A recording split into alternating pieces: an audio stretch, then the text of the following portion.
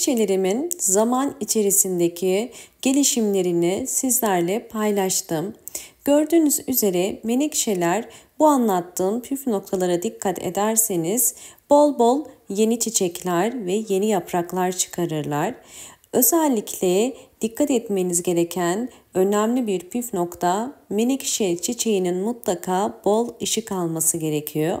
Direkt güneşe koymayın. Direkt güneşte yaprakları sararır. Fakat bol ışık alırsa bu şekilde bol bol yeni yapraklar ve yeni tomurcuklar, yeni çiçekler çıkarır.